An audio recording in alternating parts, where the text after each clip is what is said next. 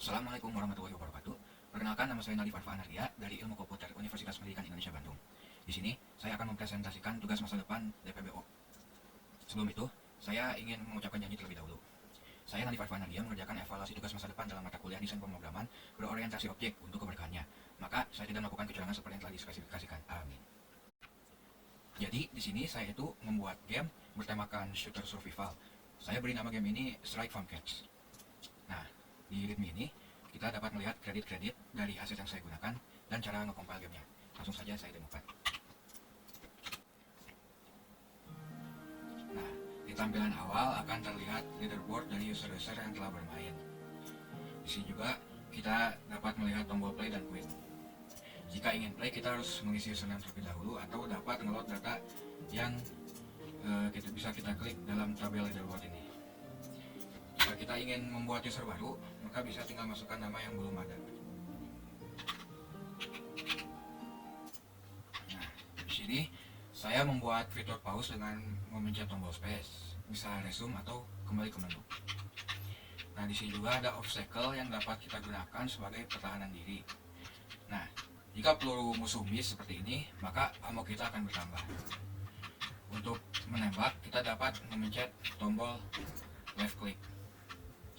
Nah, dan juga untuk bergerak, kita dapat menggunakan tombol WASD atau panah atas, bawah, kanan, dan kiri. Nah, jika kita menggunakan user yang tadi, maka ammonya akan ke save. Nah, di sini skor akan bertambah 10 jika kita mengeliminasi satu musuh, dan jika game over juga akan terlihat statistik dari user yang kita gunakan. Nah, langsung saja di sini saya akan membahas kode programnya. Yang pertama, di sini saya itu menggunakan library MySQL connector yang akan menghubungkan game ini dengan database. Contohnya, dalam game tadi saya membuat user baru dan akan ke save di database. Lanjut, di sini ada kelas parent yaitu game object. Nah, kelas ini menyimpan data-data yang akan dipakai oleh anak-anaknya nanti untuk objek seperti player, obstacle, enemy, dan ballot. Nah, di ballot ini kelas turunan dari game object yang tadi. Terus ada enemy buat musuhnya. Terus ada obstacle, ada player. Nah, udah itu. Terus di sini saya juga memiliki kelas sound yaitu untuk ngeload suara. Nah, saya juga di sini yang mempunyai kelas database. Kelas database ini digunakan untuk mengelola koneksi database ke MySQL yang tadi yang ini. Nah, kelas ini juga menyediakan query metode untuk select seperti ini dan untuk insert, update, delete, serta yang terakhir untuk menutup koneksi ke database-nya. Nah, di sini ada kelas model. Kelas model ini adalah kelas utama yang menyimpan semua data dan logika game. Nah, kelas ini juga bertanggung jawab menyimpan state atau posisi player, musuh, dan score. Nah, kelas ini juga pokoknya berisikan semua logika dari gamenya.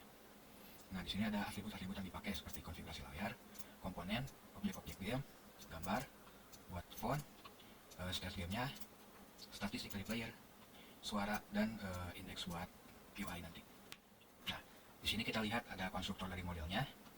Di sini digunakan untuk simpan username buat ngeload image dengan metode yang ada di bawah nanti, spawn player, load data, dan inisiasi list objek gamenya. Nah, di sini terus ada metode load user data. Metode ini digunakan untuk ngeload data-data dari usernya, seperti ammo, skor, dan peluru meleset.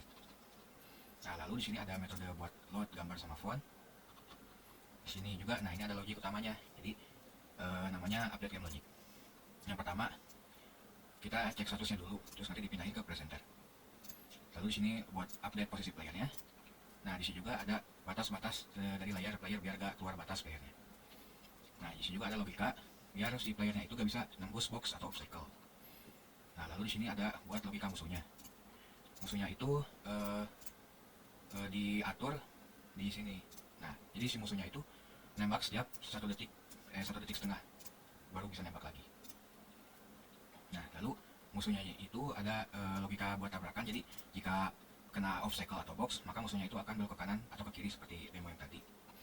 Nah, ini logik buat nembak playernya. Dan buat update peluru jika musuh miss. Nah, lalu di sini ada metode buat spawn musuh di posisi acak di bawah layar seperti tadi. Nah, di sini juga ada metode buat generate box. Nah, di box ini ukurannya saya setting antara 50 pixel sampai 120. Dan posisinya juga setiap kita ngeplay gamenya akan random. Terus juga saya menambahkan logic biar kotaknya itu gak dekatan satu sama lain. Nah, logic kedua saya juga ngecek si boxnya itu biar gak muncul di tengah-tengah atau tempat player, jadi si playernya gak nge-slug. Nah, lalu di sini ada metode buat nembak peluru musuh kalah player. Nah, di sini ada pertama nentuin target atau posisi player sekarang di mana. Lalu hitung velocity kecepatannya biar nembak ke player. Lalu di sini spawn pelurunya. Nah, di sini juga ada metode buat nembak peluru player ke arah target. Jadi ditentuin dulu dari di mana mouse kita ngeklik dulu gitu. Nah, lalu ada metode buat cek tabrakan antar objek game. Yang pertama, saya ngecek tabrakan dengan obstacle. Kalau peluru mengenai obstacle berarti pelurunya miss bagi musuh. Dan kalau peluru player miss atau kena box, maka pelurunya akan hilang. Nah, di sini juga ada cek tabrakan jika player tabrakan dengan musuh maka akan game over. Nah, ini jika musuh ketembak, kita bunyiin sound effect dari ketembaknya. Terus kita lempar musuh. Di sini saya gunakan lempar musuh atau bisa musuhnya mati gitu. Dan hapus peluru player. Terus ini jika musuh sama player tabrakan maka player akan mati. Terus di sini saya ada metode buat handle peluru yang meleset. Jadi jika peluru musuh meleset maka kasih satu peluru player. Nah, di sini ada metode buat clean up objek. Jadi misal si musuhnya udah keluar layar maka akan hilang atau peluru juga akan hilang seperti itu. Ini ada metode buat nge-trigger game overnya. Ada metode buat nge-save data ke database. Dan di sini sisanya getter setter. Lanjut kita membahas di presenter. Nah, di kelas game presenter ini adalah pengendali utama alur permainan. Nah, kelas ini juga bertanggung jawab mengenai input user, keyboard atau mouse, memperbarui logika model secara berkala. Nah, di sini ada atribut buat simpan referensi ke model, view, dan mainframe-nya. Terus di sini ada metode konstruktor. Nah, di sini ada metode buat start game, buat stop game. Nah, di sini ada buat metode buat game loop-nya.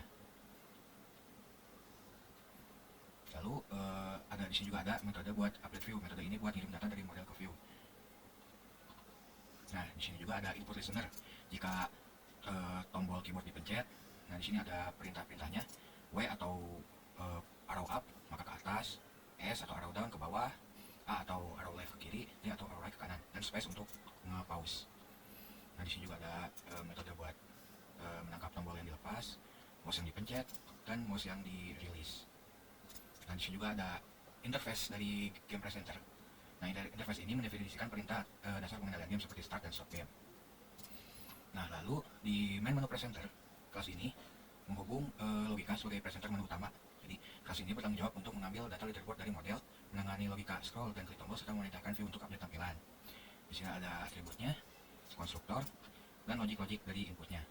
Buat scroll wheel, mouse press, scroll buat ngecek scroll bar seperti ini, dan ngecek tombol play atau quit, serta ngecek klik di tabel leaderboard untuk ngeload data. Nah, ini buat nge-scroll dari si tabelnya. Ini buat buat nge-release mouse, jadi ada kesan buat klik gitu di tombolnya.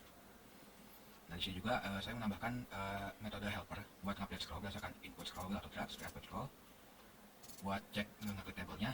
Nah, dan di sini ada metode load data buat load data biar ditampilin di leaderboardnya nanti. Lanjut kita ke game panel. Nah, kelas game panel ini adalah panel utama game, jadi tampilan utama game. Nah, kelas ini saya bertanggung jawab menggambar seluruh aset game seperti background, entitas, dan HUD. Di sini ada atribut-atribut yang diperlukan, konstruktor. Nah, di sini nge-set game asetnya, nge-set objek, dan startnya di-set dulu. Nah, baru dikasih ini ada metode buat nyetel index tombol ditekan. Nah, lalu ini metode pen komponennya, jadi buat ngegambar seluruh panelnya.